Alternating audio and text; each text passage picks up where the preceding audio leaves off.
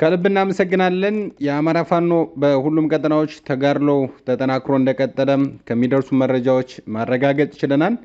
በዛሬው ዕለትም ዘመቻ አንድነት 29ኛ ቀኑን ይዞ ግለቱን ጠብቆ ተጠናክሮ እየቀጠለ እንደሆነ ለማወቅ ችለናል። የአማራ ፋኖ አንድነት በጎንደር የህዝብ ግንኙነት መምሪያ ኃላፊ ፋኖ ዮሐንስ ንጉሱ፣ የአማራ ፋኖ በጎጃም የህዝብ ግንኙነት መምሪያ ኃላፊ ፋኖ ማርሸት ፀሐዩ፣ አማራ ፋኖ በወሎ ቤት አማራ የህዝብ ግንኙነት መምሪያ ኃላፊ ፋኖ አበፈንታው ከኛ ጋር ቆይታ ስለምታደርጉ ከልብ እናመሰግናለን። ከሚዲያዎች በኩል እንግዲህ ኢትዮ 251 ሚዲያ፣ ግሎባል ፋኖ ሚዲያ፣ አሻራ ሚዲያ፣ ኤቢሲ ቴሌቪዥን፣ ሮሃ ሚዲያ እና ብላክ ላዮን ሚዲያ አብረናችሁ ቆይታ እናደርጋለን። በቆይታችን በርከት ያሉ መረጃዎችን የተጋራን ቆይታ እንደምናደርግ ተስፋ አደርጋለሁ። ቀዳሚ የማደርገው የአማራ ፋኖ አንድነት በጎንደር የህዝብ ግንኙነት መምሪያ ኃላፊ ፋኖ ዮሐንስ ንጉሱ፣ በቀጠናችሁ ዘመቻ አንድነት 29ኛ ቀን ምን ይመስላል? የአደረጃጀት ስራዎች ካሉ ተጋድሎች ካሉ መረጃዎች እንቀበል። በዘመቻ አንድነት ዛሬ 29ኛ ቀኑን ባስቆጠረው ዘመቻ አንድነት የጎንደር ግንባር የሚከተሉት ሁነቶች ተመዝግበዋል ማለት ነው። በጎንደር ከተማ ምስራቃዊ አቅጣጫ ውግሎ፣ ዛባና አምቦበር በተባሉ 3 የተለያዩ አካባቢዎች አነስተኛ ሰዓት የወሰደ አውደ ውጊያ ተደርጎ ጠላት ሙትና ቁስለኛ ሆኖ ተመልሷል ወደ መጣበት አቅጣጫ። ከጎንደር ከተማ 10 ኪሎ ሜትር እና 8 ኪሎ ሜትር 9 ኪሎ ሜትር ርቀት ያላቸው ቦታዎች ናቸው። እነዚህ ቦታዎች የተደረገው ውጊያ የመራው ደግሞ የጎንደር በጋሻው ክፍለ ጦር፣ ጎንደር ብርጌድ እና ፋሲል ብርጌድ ኃይሎች ናቸው ማለት ነው። በሌላ በኩል በጠገዴ ወረዳ ማለትም በማዕከላዊ ጎንደር ዞን በጠገዴ ወረዳ ንዑስ ወረዳ የሆነችውን ሰጋሉ ከተማን የአማራ ፋኖ በጎንደር የጎቤ ክፍለ ጦር ዋግሹም ብርጌድ ዛሬ ሚያዝያ 08 2017 ዓ.ም ረፋድ አካባቢ ከተማዋን መቆጣጠር ችሏል ማለት ነው።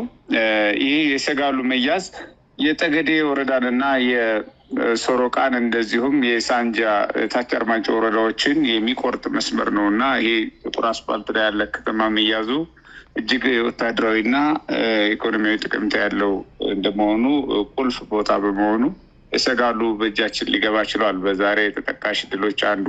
በሌላ በኩል በተመሳሳይ በማዕከላዊ የጎንደር ቀጠና ዞዛምባ ንጉሱ ክፍለ ጦር ከብናት ቋሊሳ መግቢያ ድርቋዜ ገብርኤል በተባለ ቦታ በደፈጣ ጠላት ላይ አደጋ ማድረስ ችሏል።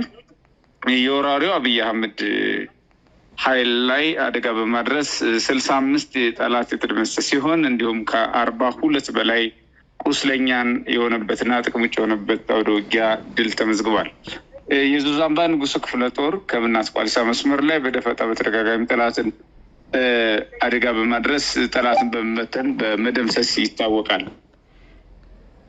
በሌላ በኩል ሚሳው ካሳ ኮር በሚንቀሳቀስበት ወይም ሁለተኛ ኮር በሚንቀሳቀስበት የኛ ኮር ማለት ነው የምዕራብ ቀጠና የጎንደር ምዕራባዊ ቀጠና ሚሳው ካሳ ኮር የቋራው ሚርላ ክፍለ ጦር እና አድዋ ክፍለ ጦር እንዲሁም ቴዎድሮስ ክፍለ ጦር አንዳንድ ሻለቃ በማዋጣት በሙር ከተማ መሽጎ የነበረውን ጠላት መደምሰስ የቻሉበት አውደ ውጊያ ተደርጓል። ከመደምሰስ የተረፈው ወደ ገለጎ በተባለ ከተማ ሸሽቷል ማለት ነው። ከዛ በፊት ግን ከ15 በላይ ተማርኳል። እንደዚሁም የአካባቢ አደራጅቷቸው የነበሩ በነሱ አጠራር ሚሊሻ ሰላም አስከባሪ የሚሏቸውም እንደዚሁ በብዛት የተደመሰሱበት አውደ ውጊያ ተከውኗል። ቁጥሩ ያልታወቀም በዚህ ግንባር ላይ ጉዳት ደርሶበታል ማለት ነው ለጊዜው። ሌላው ሚያዝያ 06 2017 ዓ.ም በኔትወርክ ችግር ሪፖርቱ ተጠናክሮ ደርሶን ወደ ሚዲያ ላድረስ ነው መረጃ ነበር። ወደ ውጊያ ድል መረጃ ይህ ሳይዘገብ የቆየ መተማ ወረዳ ሽመለ ጋራ መይሳው ካሳ ኮር ያደረገው አውደ ውጊያ ነው። ከመተማ ከተማ ከዋናው የዞን ከተማ መተማ ከተማ በቅርብ ርቀት 35 ኪሎ ሜትር ርቀት ላይ የምትገኘው ሽመለ ጋራ ከተማ ላይ የመይሳው ካሳ ሁለተኛ ኮር አጣና ዋሴ ክፍለ ጦር አንድ ሻለቃ በምሽት ሰርጎ በመግባት ጥቃት በመድረስ ሰብአዊና ቁሳዊ ኪሳራ ማድረስ የተቻለበት አውደ ውጊያ ቀደም ብሎ ውጊያው ተደርጎ ሆኖም ግን ሳይዘገብ የቀረ ነው እና በዚህ አውደ ውጊያ ወገን ያደረሰው ጉዳት እንደተጠበቀ ሆኖ ጠላት በምሽቱ እርስ በርሱ የተመታታበት ሁኔታ ተፈጠረበት ሁኔታ አለ። ከዚህ ጋር ተያይዞ ሌሎች አደረጃጀት ስራዎችን እየከወንን ነው። በነገውና ወይም ደግሞ ከሚቀጥለው ቀናት የዘመቻ አንድነት መረጃዎች ጋር ይዘን የምንቀርባቸው የአደረጃጀት ስራዎች ደግሞ እየከወን እንገኛለን። አመሰግናለሁ ሙሌ። ከልብ አመሰግናለሁ። የአማራ ፋኖ አንድነት በጎንደር የህዝብ ግንኙነት መምሪያ ኃላፊ ፋኖ ዮሐንስ ንጉሱ፣ ቀጥታም አልፈው ወደ አማራ ፋኖ በጎጃም የህዝብ ግንኙነት መምሪያ ኃላፊ ፋኖ ማርሸት ፀሐዩ ነው። 29ኛ ቀን የጎጃም ግንባር ተጋድሎና እንቅስቃሴዎች ምን ይመስላሉ? አመሰግናለሁ ሙሉጌታ። ዘመቻ አንድነት 29ኛ ቀን በአማራ ፋኖ በጎጃም እንደዚሁ በዛሬም በደማቅ ተጋድሎ ቀጥሎ ውሏል። በሶስት አውደ ግንባሮች አውደ ውጊያ ተደርጎ ጠላትን ማሽመድመር ተችሏል። ሙትና ቁስለኛ ማድረግ ተችሏል። የመጀመሪያው አውደ ውጊያ በ9ኛ ሳሙኤል አወቀ ክፍለ ጦር አረንዛው ጎንቻ ብርጌድ ጠላት ተቆጣጥሮት የነበረውን ባርጃኖ የተባለ ቦታ በሌሊት በከበባ ማጥቃት ለማድረግ ብርጌዱ አስቦ በተንቀሳቀሰበት ሰዓት ቀድሞ መረጃ የደረሰው የጠላት ኃይል በፍርሃት ሲሸሽ በቆረጣ መንገድ ላይ በተደረገ አውደ ውጊያ በርካታ የጠላት ኃይል ሙትና ቁስለኛ ማድረግ ተችሏል። አረንዛው ጎንቻ ብርጌድ በቅርቡ ተደራጅቶ እንደ አዲስ ሪፎርም ሰርቶ ትናንትም እንደተናገርኩት በጥልቅ ታድሶ ወደፊት ከመጣ በኋላ የመጀመሪያው ድል ሆኖ ተመዝግቧል። በአካባቢ የሚንቀሳቀሰውን 71ኛ ክፍለ ጦር የተሰኘውን የጠላት ኃይል እንደዚሁ በአጭር ሰዓት ባደረገው የቆረጣ ማጥቃት አንደኛ ይዞት የነበረውን ቦታ በማስለቀቅ ሁለተኛ መንገዱን በማስተጓጎል ከባድ ማጥቃት አድርጎ ድል ተጎናይቷል። ሁለተኛው አዲስ አለማየሁ 7ኛ ክፍለ ጦር የቦቅላ አባይ ብርጌድ እና ደጃዝማች ተድላጓሉ ብርጌድ አዋበል መብረቁ ብርጌድ በመሆን በጋራ በሰሩት ኦፕሬሽን 8 የሚደርስ ሁነኛ የሚባል የስርዓቱ አንጋች የሆኑና ተጽዕኖ ፈጣሪ የሚባሉ 8 የሚኒሻ አባላት እነዚህ ኃይሎች ተማርከው ከከተማ ወጥተው ወደ 7ኛ ክፍለ ጦር ቤዝ ተወስደው ምርመራ እየተደረገባቸው ነው የሚገኘው። በዚህ ምክንያትም ቀንደኛ የስርዓቱ አገልጋዮች፣ ተላላኪዎችና ቦታ መሪዎች፣ መንገድ መሪዎች በመሆናቸው የስርዓቱ የሚገዛ አካባቢ የሚገኝ የስርዓቱ ወታደር ከፍተኛ መደናገጥ ውስጥ የገባበት ሁኔታ ነው ያለው። ይህ ለወገን ኃይል እጅግ የልዩ ኦፕሬሽን ዘመቻው እጅግ ጠንክሮ እንደመቀጠል እንዳለበት የታመነበትና ከፍተኛ የስነ ልቦና ጉልበት የፈጠረበት ሁኔታ ነው የተከሰተው በወጀል ከተማ።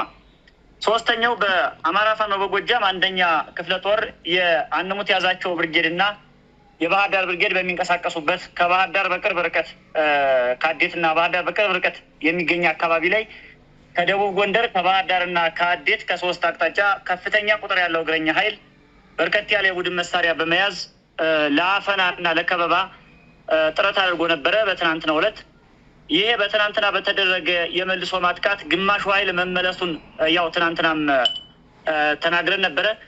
በዛሬው ዕለትም ከሌሊት 6 ሰዓት ጀምሮ በመልሶ ማጥቃት አካባቢው ላይ ያለውን የፋኖ ኃይል ለማፈን ጥረት ቢያደርግም በጀግኖቹ የባህር ዳር ብርጌድ እና የአንሙት ያዛቸው ብርጌድ አባላት ሻለቆች አማካኝነት አፍሮ እንዲመለስና ወደ መጣበት አካባቢ ምንም ሳይዝ ምንም ሳያገኝ ቁስለኛ ብቻ ይዞ እንዲመለስ አድርገናል።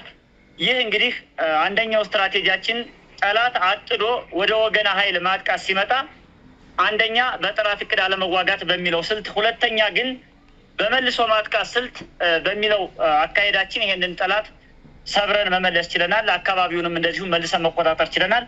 ይህ አካባቢ እንደሚታወቀው ለባህር ዳር በጣም በቅርብ ርቀት ላይ ያለ በመሆኑና ስትራቴጂክ ቦታ በመሆኑ ይህን ቦታ ከወገን ኃይል ማስለቀቅ ማለት የፋኖን ኃይል በአጠቃላይ እንገፈዋለን፣ ወደ በረሃ እናስወርደዋለን፣ አካባቢ ነፃ እናደርጋለን በሚል ስሌት የመጡ ቢሆንም እኛ ግን ስትራቴጂክ ቦታውን መልሰን የተቆጣጠርንበት ሁኔታ ነው ያለው።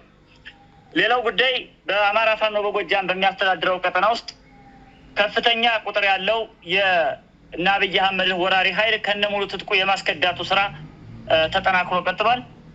በአንድ ሳምንት ብቻ በአጠቃላይ በአማራ ፋኖ በጎጃም ቀጠና ውስጥ ከ69 በላይ የሚሆን የተቆጠረ የጠላት ኃይል ወደ ወገን ተቀላቅሏል። ስቦ ማስከዳት ይቀጥላል።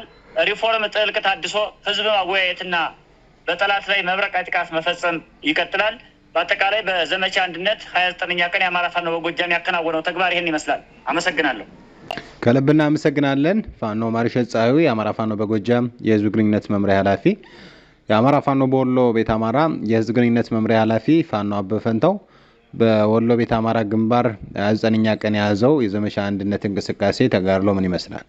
አመሰግናለሁ ሙሉጌታ። እንግዲህ 29ኛ ቀኑን የያዘው የዘመቻ አንድነት አሁንም በአማራ ፋኖ በወሎ ቤት አማራ በቤት አማራ ቀጠና ተጠናክሮ ቀጥሏል። ያው በአምስቱ ኮሮች የተጠናከረ ሁለንተናዊ ተጋድሎ እየተደረገ ነው የሚገኘው። በአውደ ውጊያ፣ በህዝብ አደረጃጀት፣ የህዝብ ግንዛቤ ፈጠራ፣ አጠቃላይ ንዑስ ወረዳዎችን የማቋቋም በንዑስ ወረዳ ስር ቀበሌዎችንም ጭምር የማቋቋም አስተዳደር የመዘርጋት ስራዎች ከአውደ ውጊያው ጎን ለጎን ተጠናክሮ ቀጥሏል። ህዝባችንን ደግሞ ከመነሻ እስከ መድረሻው አጠቃላይ ከጥንት እስካሁን ድረስ ያለውን ህዝባችን ላይ እየተፈጠረ ያለውን አጠቃላይ ማህበረሰቡ እያየው የመጣ ስለሆነ የማስታወስና የሆነ ጊዜ የሆነ ነገር የተፈጠረው ከዚህ አንጻር ነው የሚለውን ከህዝባችን ጋር እየተወያየን አጠቃላይ የፖለቲካ ማህበረሰብ የመፍጠሩን ሂደትም አጠናክረንበት ቀጥለናል። ከአውደ ውጊያ ጋር በተያያዘ የአማራ ፋኖ በወሎ ቤት አማራ ምስራቅ አማራ ኮር 1 ባለሽርጡ ክፍለ ጦር በአርበኛ እንድሪስ ጉድል የሚመራው ማለት ነው ተቆጣጥሮ እያስተዳደረ በሚገኘው ቀጠና ማጥቃት የሄደና ቀጠናውን ለማስለቀቅ የሄደን ጥላት ወደ መጣበት የመለሱበትና ቀጠናቸውን አስጠብቀው አሁንም የቀጠሉበት ሁኔታ አለ።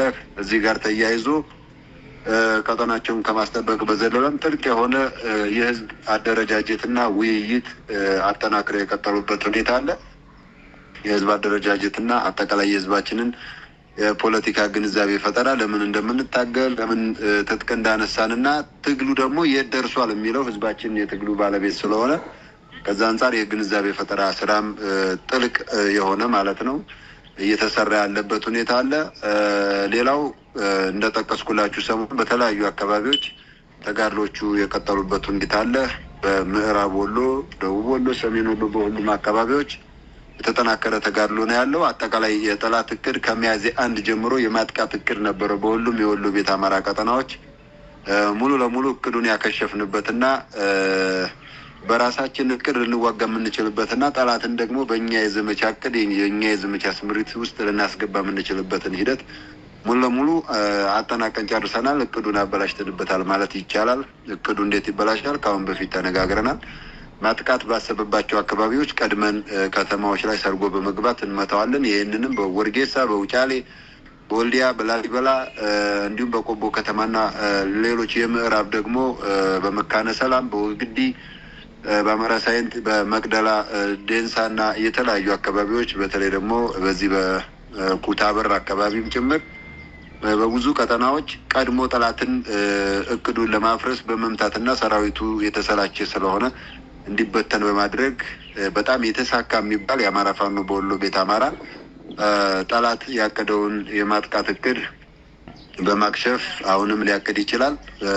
ከሚያዝያ 1 ጀምሮ ግን እቅድ የነበረውን ለአንድ ሳምንት ያክል ያስተጓጎልንበት ሁኔታ አለ። አንዳንድ ቀጠናዎች ላይ የጀትና የድሮን ቅኝቶች አሉ። ያ ቦምብ የታጠቁ ማለት ነው። ካገኙ ስብስብም ይሁን ማጥቃት የሚፈልጉት ነገር ካለ ቦምብ ጣይ ማለት ነው። በከፍተኛ ሁኔታ የጀትና የድሮን እንቅስቃሴዎች ያሉበት ሁኔታ አለ። ያው ሰራዊታችንም ህዝባችንም ጥንቃቄ እንዲያደርግ መልእክትም እያስተላለፍን ያለንበት ሁኔታ ነው ያለው።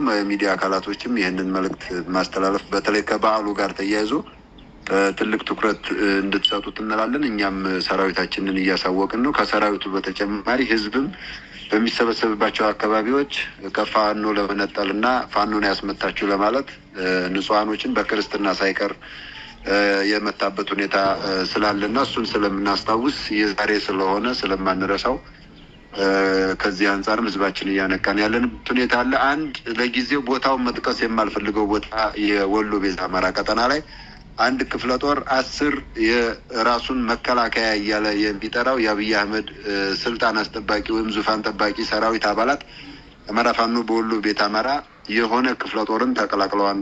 ወደ 10 ነው በቁጥር ለማስለቀቅና መከላከያዎቹን ለማስመለስ ጥረት አድርጎም ያልተሳካ እንደሆነ በተጋድሎ ያዝንበት ሁኔታ አለ።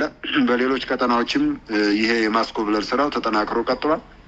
አጠቃላይ እንግዲህ እንደምታውቁት በደፈጣ በተገኘው በሽምቅ ውጊያ በማስኮብለል ሰራዊቱ እንዲሰለች በማድረግ ምርር እንዲለው በማድረግ ዱን ካገኘውና ከቀናው ኮብልሎ ወደ ፋኖ መግባት ኦሮሞ ነው፣ ደቡብ ነው፣ ሶማሌ ነው፣ አፋር ነው የሚባል ነገር የለም። አጠቃላይ የዙፋን ጠባቂ ሰራዊቱ አባላት በሙሉ ባገኙት አጋጣሚ በጣም እንደ ጎልደን አማራጭ የሚያዩት ኮብልሎ ወደ ፋኖ መግባት ነው። ፋኖ መታገል የሚፈልገውን ያታግላል፣ መታገል ያልፈለገውን ደግሞ ወደ ቤተሰቡ እየሸኘ ያለበት ሁኔታ አለ።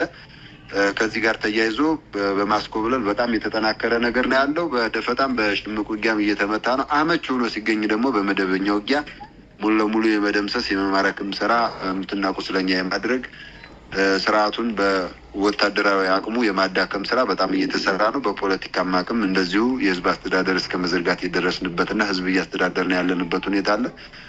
አጠቃላይ በአውደ ውጊያ ግን በሁሉም ቀጠናዎች በጣም የተሳካ የሚባል የጠላትን እቅድ የማክሸፍ ይሄ ሲባል ግን የሚያዘናጋ አይደለም። እቅዶችን ሁሌም ይኖሩታል። እንደምታውቁት ከሚያዝያ 1 ጀምሮ የነበረውን ግን ለአንድ ሳምንት ያክል ያራዘምንበትና በራሳችን ፍላጎት እንዲሄድ ያደረግንበትን ስራ ሰርተናል። አጠቃላይ የአውደ ውጊያና የአደረጃጀት መሰል መረጃዎች በወሎ ቤት አማራ ቀጠና ያለው ይህንን ይመስላል። አመሰግናለሁ። እሺ፣ ከልብ እናመሰግናለን። እንግዲህ በሁሉም ቀጠና በሚባል ደረጃ ከፍተኛ ተጋድሎ እየተደረገ በርካታ ድሎች እንደተመዘገቡ ሰምተናል። ሌላኛው ዛሬ ተጨማሪ ጥያቄ ለእናንተ የምናቀርበው እንደ ሚዲያ በተለይ በሁሉም ቀጠና በሚባል ደረጃ የአማራ ፋኖ በተለይም የአማራ ፋኖ አንድነት በጎንደር፣ የአማራ ፋኖ በወሎ ቤት አማራ፣ የአማራ ፋኖ በጎጃም እና የአማራ ፋኖ በሸዋ በተለይ ምክክር ኮሚሽን በተመለከተ ከዚህ በፊት በተደጋጋሚ ማህበረሰብን የማዘናጋት እንዲሁም ደግሞ በተለይ አብይ አህመድን የመጠቀሚያ ካርድ እንደሆነ ስትገልጹ ቆይታችኋልና ነገር ግን ይህ በእንዲህ እንዳለ በዛሬው ዕለት የምክክር ኮሚሽኑ ዋና ፕሬዝዳንት የሆነው መስፍን አርአያ ከአማራ ክልል ከታጣቂዎች ቡድን ተደራዳሪ ወይም ደግሞ አጀንዳዎችን ያስገባ ኃይል አግኝተናል የሚል ሀሳብ ሰጥቷልና በዚህ ጉዳይ ላይ ሀሳብና አስተያየታችሁን ለመስጠት ነው። ከእናንተ ካራታችሁ አለ ወይ? የመጀመሪያው ጥያቄ ነው። እዚህ በፊት በተደጋጋሚ መግለጻችሁ ይታወቃል። ነገር ግን ለማህበረሰቡ እንደዚህ አይነት መረጃዎች በተለይ ለማዘናጋት፣ ለማወሳሰብ እንዲሁም ደግሞ ይሄን ከፍተኛ ተጋድሎ እያደረገ ያለውን ኃይል ለመበተንም ጭምር ስለሆነ እንደዚህ አይነት አጀንዳዎች የሚለቀቁት ግልጽነት ያለው ምላሽ እንድትሰጡና ነው። የአማራ ፋኖ አንድነት በጎንደር የህዝብ ግንኙነት መምሪያ ኃላፊ ፋኖ ዮሐንስ ንጉሱ ተከታዩ ምላሽ እንቀበል። አመሰግናለሁ ሙሉጌታ። ራሱን የምክክር ኮሚሽን ብሎ የሚጠራው አካል ምንም አይነት ምቹ ሁኔታ በሌለበት ለምክክር በማያበቃ ሁኔታ ውስጥ ወይም ደግሞ ቀደም ብለን እንደገለጽ ነው ለምክክር ከማይመች ቡድን ጋር ወንጀለኛ ዓለም አቀፍ ወንጀለኛ ቡድን ጋር ተመካከሩ ብሎ የስርዓቱን እድሜ ህጋዊ አድርጎ ለማራዘም የታለመ ሴራና ሽፋን መሆኑ የአደባባይ ሀቅ ነው። ይህ ኃይል የተቋቋመበት ይህ ቡድን የተቋቋመበት ዓላማ ስለሆነም ቀደም ሲል በአማራ ፋኖ አንድነት በጎንደር በኩል ከዚህ ቡድን ጋር ማንኛውም አይነት ግንኙነትም አልነበረንም፣ ሊኖረንም አይችልም። ምክንያቱም ምላሻችን ባደራ በሞግዚት የምንሰጠው ስላልሆነ ማለት ነው። ጥያቄያችን ልንሰጠው የምንችል ባለመሆኑ ጥያቄያችንን ይዞ ሊሄድ አጀንዳችንን ይዞ ሊመልስልን የሚችል ባለመሆኑ በሞግዚት ባደራነት የማንሰጠው መሆኑን የተገነዘብን በመሆኑ የጀመርነውን ትግል አጠናክረን መቀጠል ነው የሚገባን እንጂ ከዚህ ቡድን ለመሳሳቻነት ሊጠቀምበት እንደማይችል ቀደም ብለን ህዝቡ በህብረተሰብ ውስጥ ያሉ ልዩ ልዩ አደረጃጀቶችንም እንዳይጠቀምባቸው እንዲሁም ራሱን የሚያደርገውን እንቅስቃሴ ህጋዊ አለመሆኑንና ታሪካዊ ሸፍጥ መሆኑን አስረድተን አጋልጠናል። ከዚህ በፊት አሁንም ከዚህ አካል ጋር ያልተገናኘን መሆኑን የአማራ ፋኖ አንድነት በጎንደር ያሳውቃል። በሌላ በኩል በአጀንዳ በኩል የሰጠነው አጀንዳ እንደሌለ ሊኖርም እንደማይችል በዚህ አጋጣሚ ለህዝባችን አስረግጠን መንገር ማሳወቅ እንወዳለን። አመሰግናለሁ። ሙሌ እሺ፣ ከልብ እናመሰግናለን። የአማራ ፋኖ አንድነት በጎንደር የህዝብ ግንኙነት መምሪያ ኃላፊ ፋኖ ዮሐንስ ንጉሱ፣ የአማራ ፋኖ በጎጃም የህዝብ ግንኙነት መምሪያ ኃላፊ ፋኖ ማርሸት ፀሐዩ፣ ወደ አንተ ልምጣ።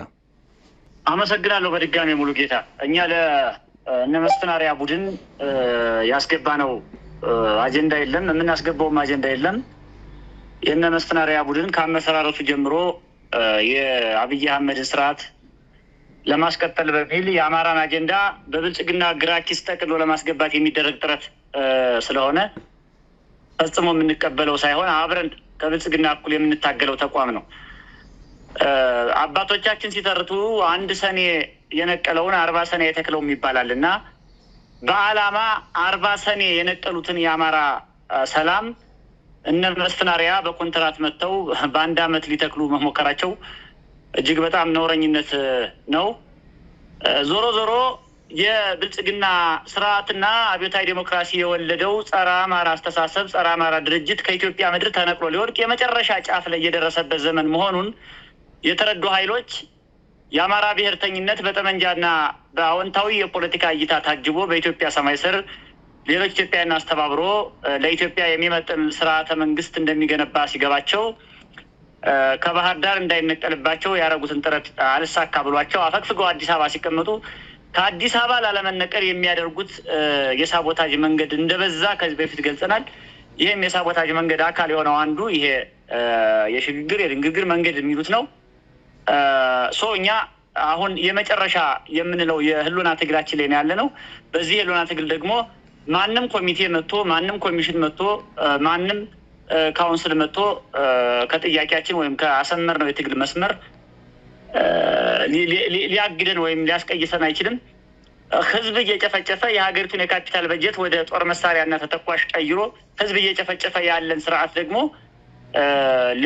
እድሜውን ለማራዘም የሚደረገው ጥረት በፍጹም የማይቻልና ይህን ስርዓት መታደግ እንደማይቻልም በዚህ አጋጣሚ አስረግጠን መንገር እንፈልጋለን። የመጨረሻው የሀገሪቱ ዕጣ ፈንታ ምንድን ነው ካልከኝ እንደምታውቀው ከእኛ ዲሽቃና ብሬን ተሸክመን ህዝባችንን ሞቢላይዝ አድርገን እየተዋጋን ካለ ነው ከፋኖች ውጪ አዲስ አበባ የምትገኝ ደሃ እናት እንኳን በኑሮ ውድነት ምክንያት ከስርዓቱ ጋር ፊት ለፊት ገጥማን ያለችው። ይህን ስርዓት እኛ ብቻ ሳንሆን ሁሉም ኢትዮጵያዊ አምርሮ የጠለውና እየታገለው ያለ ስርዓት በመሆኑ እኛ ወደ 4 ኪሎ የምናደርገው እንቅስቃሴ አጠናክረን ለኢትዮጵያውያን የሚመጥን ስርዓተ መንግስት እናቆማለን። መጨረሻው ይሄን የሚሆነው እንጂ በእነ መስፍናሪያ የኮንትራት ዘመን ብልጽግናን መታደግ አይቻልም። ጸረ አማራነትን መታደግ አይቻልም። አብዮታዊ ዴሞክራሲ የወለደውን እሳቤም እንደዚሁ ማስቀጠል አይቻልም። አገሪቱ ላይ ላለፉት 50 እና 60 ዓመታት የተተከለውን ጸረ አማራ ምሰሶ እና ጸረ አማራ ህግና ስርዓት ያለ ገላጋይ ደረማምሰን አፈራርሰን ለአማራውና ለኢትዮጵያ የሚመጥን ስርዓት እናቆማለን። መጨረሻው የነ ሙሉ ጌታ አጀንዳ የለንም ከነሱ። እሺ፣ ከልብ አመሰግናለሁ። የአማራ ፋኖ በጎጃም የህዝብ ግንኙነት መምሪያ ኃላፊ ፋኖ ማርሸት ፀሐዩ፣ የአማራ ፋኖ በወሎ ቤት አማራ የህዝብ ግንኙነት መምሪያ ኃላፊ ፋኖ አበበ ፈንታው። አመሰግናለሁ ሙሉጌታ። ጥሩ ጥያቄ ነው። እንግዲህ ከዚህ ከምክክር ኮሚሽን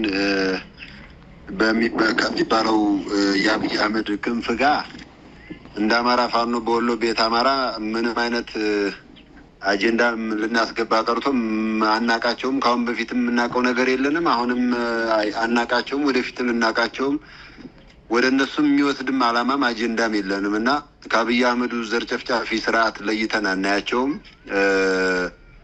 ባጭሩ ይሄ ነው። አጠቃላይ ግን ህዝብን መዋሸት ማወናበድ ነው የያዙትኝ።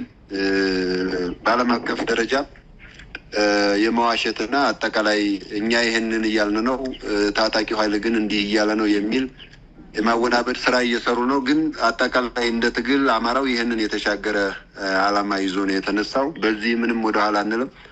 አጠቃላይ እግር በእግር ግን ህዝብ የሚዋሹትና የሚያወናበዱትን ዓለም አቀፉ ማህበረሰብ ጭምር ማለት ነው እያጋለጥን እንሄዳለን። ሚዲያ አካላቶችም ታጋዮች ይህንን እየሰራችሁ ትሄዳላችሁ። አጠቃላይ እነ መስፍናሪያ የሚባሉ ሰውዬ እኔ ልጅ ወልደው ከሆነ ምናልባት እኔ የምጠይቀው ጥያቄ ወይም ማስተላለፍ የምፈልገው መልእክት ልጅ ካላቸው የወለዱ ከሆነ ምናልባት ከህፃናት ጀምሮ እስከ አዛውንት ድረስ የአብይ አህመድ መንግስት ከክላሽ እስከ ድሮን ተጠቅሞ እየጨፈጨፈ ባለበት ዓለም ያወቀው ዘር ጨፍጫፊ ስርዓትን ለመታደግ እየሰሩ በዚህ መንገድ ከእናቶቻችን መቀነት የተፈታን ገንዘብ በአበል መልክ እየበሉ ለልጆቻቸው ይህንን ይዘው የሚሄዱበት ሞራል አላቸው ወይ? እጅግ በጣም ያሳዝናሉ። በዚህ እድሜያቸው በጡረታ እድሜያቸው 2-3 ጸጉር አብቅለው በህዝብ ላይ እንደዚህ አይነት ውንብድና የሰጠኛለ ሌላም ነገር እያሉ መዋሸቱና ህዝብ ማወናበዱ በአጠቃላይ ግን በቀላል የሚታይም አይደለም። በመዋሸት ኢትዮጵያውያን በጋራ ቆመው ይህንን የአብይ አህመድን ስርዓት ከስረ መሰረቱ እንዳይነቅሉትና እንዳይገረስሱት የሚችሉትን አስተዋጽኦ እያበረከቱ ነው። ምንም ውጤት ባያመጡና በቀላሉ የሚታያለም አገር እያፈረሱ ነው። በጥቁር ታሪክ ተመዝግበው መያዝ መቻል አለባቸው። አገር አፍራሽ ናቸው። ከፓርላማው፣ ከምክር ቤቱ፣ ከሌሎች የጸጥታ ተቋማቶች አገር ካፈረሱና የአማራ ህዝብ ላይ ዘር ማጥፋት ከፈጸሙ ተቋማቶች ጋር ጭምር የሚመደቡ ናቸው። ይህንን የአማራ ህዝብ በውጭም በውስጥም ያለው አጠቃላይ መዝግቦ መያዝ መቻል አለበት። ሀገር በማፍረስ የአማራ ህዝብ ላይ ዘር በማጥፋት እና አሁን ባለው ጭፍጨፋ ተሳታፊ እንደሆኑ ጭምር ተመዝግበው መያዝ ያለባቸው ናቸው። አጠቃላይ ግን ሞራል ቢስ ናቸው።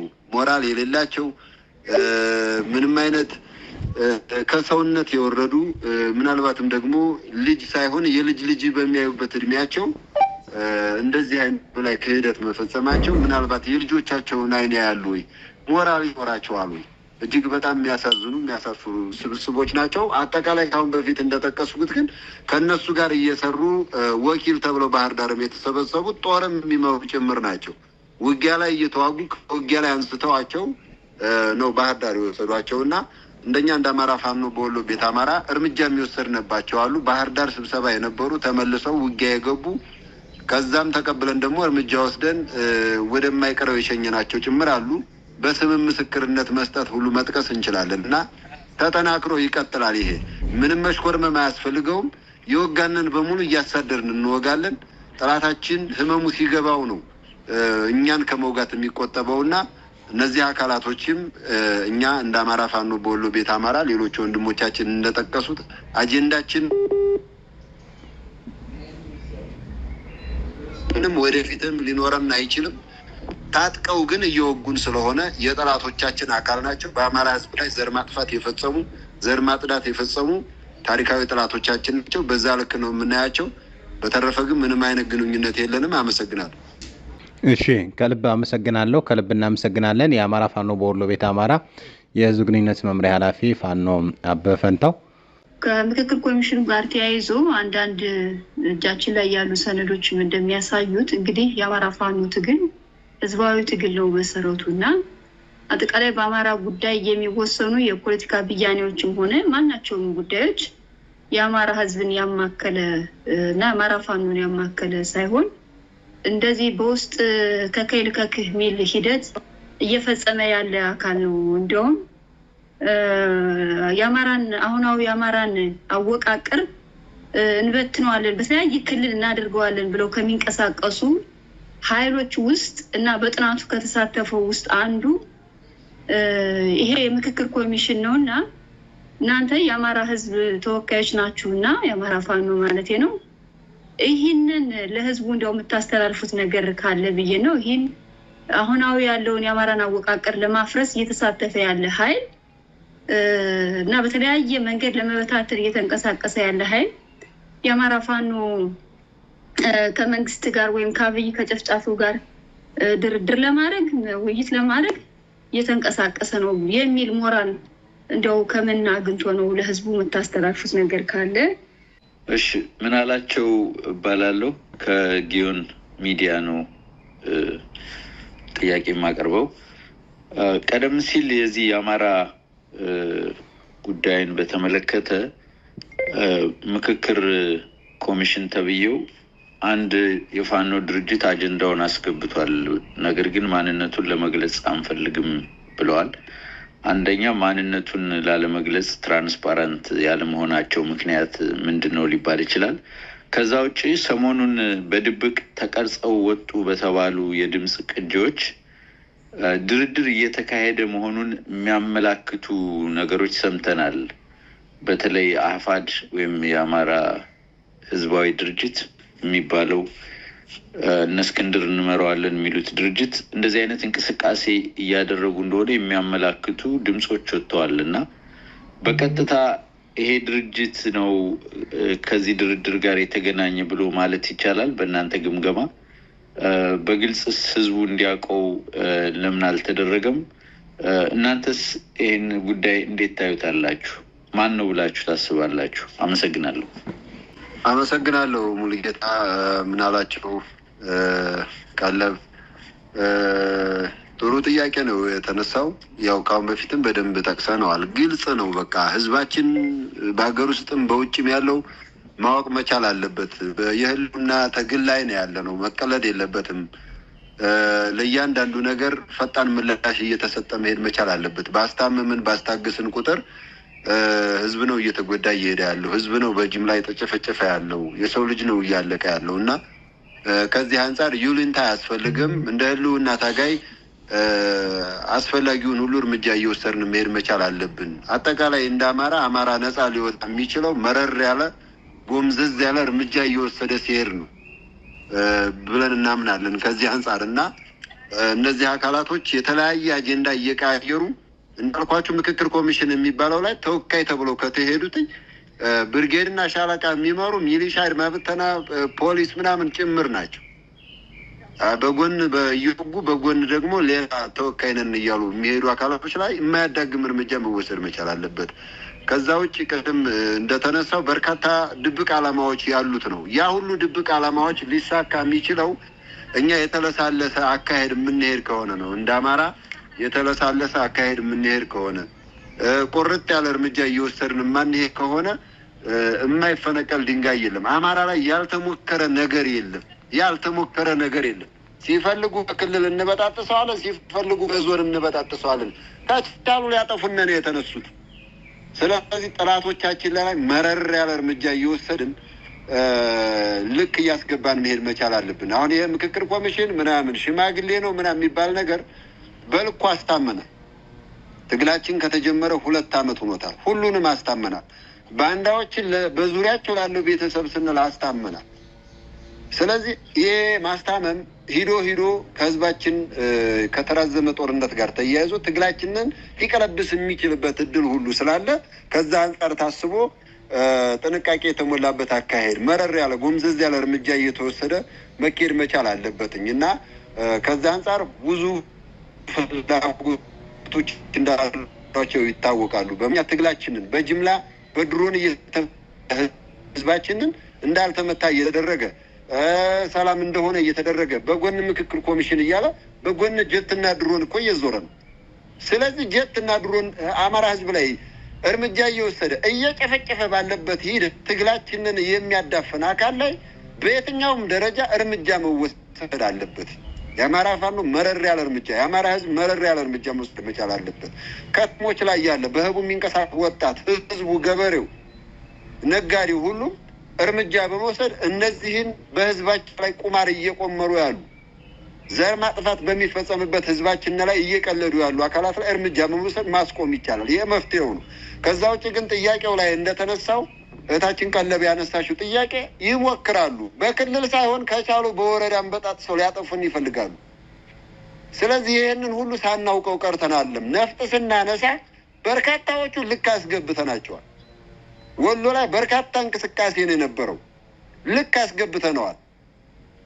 መሄድ ባለብን ልክ መሄድ ስላለብን እንደ አማራም በዛ ደረጃ በመሄድ ልክ ማስገባት አለብን። ስለዚህ ከዛ አንጻር መነጋገር መቻል አለብን። ከዛ በዘለለ ወንድሜ ምናላቸው ካነሳው ጥያቄ አንጻር ይታወቃል። የሚደራደሩትም ከምክክር ኮሚሽን ጋር የሚገናኙትም እነ እስክንድር ነጋ ናቸው። ምንም ማሽፈርሞን መደባበቅ አያስፈልገውም። ጌታ አስራደ ናቸው። እነ ኮሎኔል ፈንታው ሙሀባው ናቸው።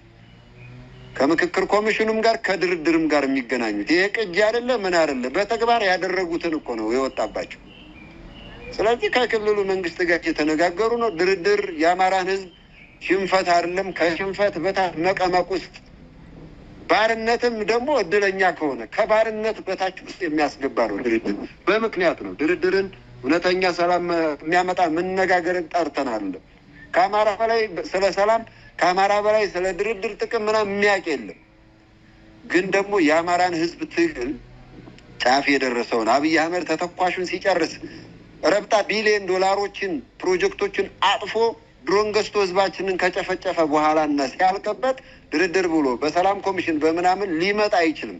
ያ በአርበኛ ዘመነ ካሴ የሚመራው የአማራ ፋኖ በጎጃም በአርበኛ ኢንጂነር ደሳለኝ ሲያስብ ሸዋ የሚመራው የአማራ ፋኖ በሸዋ፣ በዋርካው ምሬ ወዳጁ የሚመራው የአማራ ፋኖ በወሎ ቤት አማራ፣ በአርበኛ ሀብቴ ወልዴ የሚመራው የአማራ ፋኖ አንድነት በጎንደር ይህንን ሊያደርጉት አይችሉም። በእንደዚህ አይነት ቦታም አይገኙም። የአማራን ህዝብ በማሸነፍና በማሸነፍ ለመጨረሻ ነፃነቱና ድሉ ለማጎናጸፍ እያታገሉን ያሉ መሪዎቻችን ናቸው። እነዚህ ድርጅቶች ቢዛሙን ጨምሮ ከዚህ ከምክክር ኮሚሽን ከድርድር ከምናምን የሚባል ጋራ ንክኪ የለንም 100%። ስለዚህ አብይ አህመድ የሚወስነው እጣ ፈንታ፣ አብይ አህመድ የሚወስነው ሰላም፣ አብይ አህመድ የሚወስነው ነፃነት የለንም። የአማራን ህዝብ ነፃነት፣ የአማራን ህዝብ ህልውና የሚያረጋግጡት የጠቀስናቸውና ሌሎች ጀግና መሪዎቻችን ይሄ ትውልድ ነውና ከድርድርም ጋር ከምንም ጋር ምንም ህዝባችን ድንግጥ እንዳይል ከምክክር ኮሚሽን ከምናምን የሚባለው በማስረጃው ሚዲያ ላይ እየወጣላቸው ነውና እነማን እንደሆኑ ይታወቃል። ስለዚህ ከዚህ አንጻር ህዝባችን ይህንን ሊያምንና ሊረዳ ሊገነዘብ ይገባል። ከሞኝ ደጃፍ ሞፈር ይቆረጣል። ጨዋታው አልቋል። በአማራ ህዝብ ሁለንተናዊ መስዋዕትነት ስልጣን መያዝም የትኛውም ደረጃ ላይ መድረስም አቁሟል፣ አክትሟል። ይሄ ትውልድ አስቁሞታል። እነዛ አካላቶች ናቸው ዛሬ በምክክር ኮሚሽን በድርድር ስልጣን መያዝ እንደማይችል ይሄ ትውልድ የነቃ ትውልድ እንደሆነ ግራ ቀኙን ያየ በርካታ የነበሩ ችግሮችን በሙሉ ተሸክሞ ያንን ሁሉ እድፍ እያጠበ እያጸዳ በድል ጎዳና እየተራመደ ያለ ትውልድ እንደሆነ ይታወቃል። ከአሁን በፊት እንደተጠቀሰው በእኛ ትውልድ የብአዴን ነባር ባንዳዎች ከሌላ ብሔር መጥተው በአማራ ስም ተደራጅተው አማራን ሲያስገድሉ ሲያሳጭዱት በጅምላ ሲያስጨፈጭፉበት የነበረው ሂደት በሙሉ አቁሟል፣ አልቋል። ስለዚህ ከዚህ አንጻር የነቃ ትውልድ ነው ይሄ ትውልድ። ጠላቶቻችንን ግን በማሽከፍከፍ በመለማመን በማሽበልበል ከዛሬ ነገ ይሻላል በማለት ይይዘናቸዋል። ከዚህ በኋላ ግን እርምጃ መወሰድ መቻል አለበት። እንደነ መስፍን አይነቱ ምናልባት የፖለቲካ ትክክለኝነት ያን የሳተ ስሜታዊነት ያለበት ነው ተብሎ ሊሆን ይችላል። ስሜታዊ ሳይሆን እርግጠኛውን የመናገር የምችለው እንደነዚህ አይነት ሁለት ፀጉር አብቅለው በህዝብ ላይ እየቀለዱ ያሉ ልጅ ሳይሆን የልጅ ልጅ በሚያዩበት እድሜያቸው አገር እያፈረሱ ያሉ ወራዳዎች ግንባራችን ሲባሉ ሊያርፉ የሚችሉት የአማራ ህዝብ ይህን መንገድ መጠቀም መቻል አለበት። እስከ መቼ ጠላቶቻችን ይቀልዱብናል? ስለዚህ ግንባሩን እያጸዳን መሄድ መቻል አለብን። ጠላታችን የሚፈራን ያኔ ነው። ጠላቶቻችን ጠላትነት ብቻ ሳይሆን ወዳጅነት የሚፈጥሩት መረር ያለ እርምጃ እየወሰን ስንሄድ ነው እና በየጊዜው አጀንዳ በተፈጠረ ቁጥር አጀንዳውን እየተሸከምን የአጀንዳው ተሸካሚና አራጋቢ መሆን መቻል የለብንም። እርምጃ መወሰድ መቻል አለበት። በጎን ጦር እየመሩ በጎን ምክክር ኮሚሽን የሚሉትን እንደ አማራ ፋኖ በወሎ ቤት አማራ እርምጃ ወስደናል። በቀጣይ ይቀጥላል። ይህ እንግዲህ ነው አማራን ነጻ የሚያወጣው። ስሜታዊ ሁኛ አይደለም፣ አስቤበት ነው የምናገረው። ከዛ በዘለለ ምክክር ኮሚሽንም ድርድርም የሚባለው ነገር እርግጠኛ ሆኖ መናገር ይቻላል። በማስረጃም አደባባይ እየተሰጠ ሀቅ ስለሆነ እስክንድር ነጋ የሚባል ሰውዬ በአማራ ህዝብ ሁለንተናዊ ችግር ላይ እየቀለደ ያለ ለስልጣን እየታገለ ያለ ፈንታው መሀቤ የሚባል እድሜ ልኩን የማይማር እነ ጌታ አስራደ የሚባሉ ለስልጣን የሚታገሉ የአማራን ህዝብ መከራ ወደ ጎን የጣሉ እነዚህ አካላቶች ናቸው። ከዛ ውጭ እኛ ከዚህ ነገር ጋር ንክኪ የለንም። ይህንን ህዝባችን እንዲያውቀው እንፈልጋለን። መረር ብለን እየተናገርን እያለ ነው 2 ዓመት ተሸክመ ነው ስለመጣን ነው። ከዚህ በኋላ በዚህ መንገድ የሚቀጥልበት ሁኔታ የለም። ህዝባችን እውነቱን ይወቀው፣ ይረዳን፣ ይገንዘብ፣ ከጎናችን ይሰለፍ። ሁሉን ነገር አሸንፈን ህዝባችንን ለድልና ለነጻነት እናበቀዋለን፣ ህልውናውን እናረጋግጠዋለን የሚል ሀሳብ ነው ያለኝ። አመሰግናለሁ። እሺ፣ ከልብ እናመሰግናለን። ፋኖ ማርሸት ጻዩ። አመሰግናለሁ ሙሉ ጌታ። አብዛኛውን ነገር ጓዴ አርበኛ አበበ ፈንታው ገልጾታል። ብዙ ባልጨምር ደስተኛ ነኝ። ነገር ግን ባለፉት ዘመናት በተለይ አማራ የፖለቲካ አስኳል ስለሌለው አማራ ተናቦና ተደራጅቶ የመታገያ መንገዱን መርጦ የመረረና እውነተኛ መስዋዕትነት የሚያስከፍል የለውጥ መንገድን እየተከተለ ባለመሆኑ ባለፉት ዘመናት ከአማራ ደጅ ሞፈር ሲቆርጡ ኖረዋል። ዛሬም ይሄ የ83ቱን ሽግግር የምናስታውሰው ነው። ዛሬም መልሰው ይህንን አብዮት እንደ ኢህአፓና እንደ ሌሎች የዚያ ትውልድ እንቅስቃሴ በትነው በሴራ የሚፈልጉትን የፖለቲካ አስኳል ኢትዮጵያ ውስጥ ለመፍጠርና ጸረ አማራነታቸውን በድጋሜ ለማስቀጠል ነው ጥረት እያደረጉ ያሉት። ይህንን እኛ አርበኛ አበበ ፈንታው እንዳለው አምረን የምንታገለውና የምንፋለመው የምናጠፋው ጭምር መሆን እንዳለበት ህዝባችን ሊገነዘብ ይገባዋል። እናጠፋዋለን፣ ከነሳቤው ከነተሸካሚው እናጠፋዋለን። ይህን ሳቤና ይህን ፕሮጀክት በአጠቃላይ እነ እስክንድር ነጋ ወደ አማራ ትግል እንዴት መጡ የሚለውን ጉዳይ በግልጽ በዶክመንት ከነ ማስረጃው በቅርቡ ይፋ እናደርጋለን ለህዝባችን። መሬት ላይም ባለው ነባራዊ ሁኔታ ከህዝባችን የህልውና ትግል የሚበልጥብን ስለሌለ አሸናፊ ሆኖ አማራ በኢትዮጵያ ፖለቲካ ሰማይ ስር እውነተኛ የፖለቲካ ውክልና እንዲኖረው ከነ ርስቱ ከነ ክብሩ እንደ ሀገር አማራው እንዲቀጥል ምንም አይነት መስዋዕትነት ለመክፈል ዝግጁ እስከሆን ድረስ አርበኛ አበበ እንዳለው በድጋሜ ስሜታዊ ሆነን አይደለም። ባለፉት 2 ዓመታት በርካታ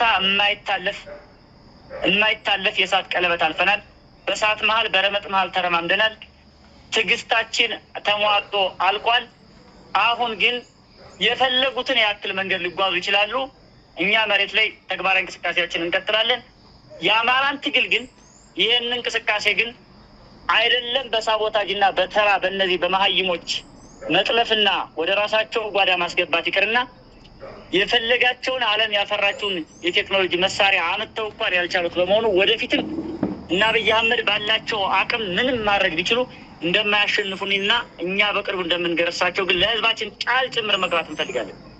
ስለዚህ እኛ ከማንም አጀንዳ የለንም። አጀንዳችን አንድ ድርጅት ፈጥረን እያተረማመስን 4 ኪሎ መግባት ለኢትዮጵያ የሚመጥን ስርዓተ መንግስት ማቆም ነው። ህዝባችን እፎይ ይላል፣ ነፃ ይወጣል። ይሄ ነው። ከልብ እናመሰግናለን ፋኖ ማርሸት። እሺ ከልብ እናመሰግናለን። የአማራ ፋኖ አንድነት በጎንደር የህዝብ ግንኙነት መምሪያ ኃላፊ ፋኖ ዮሐንስ ንጉሱ፣ የአማራ ፋኖ በጎጃም የህዝብ ግንኙነት መምሪያ ኃላፊ ፋኖ ማርሸት ፀሐዩ፣ የአማራ ፋኖ በወሎ ቤት አማራ የህዝብ ግንኙነት መምሪያ ኃላፊ ፋኖ አበበ ፈንታው ከልብ እናመሰግናለን።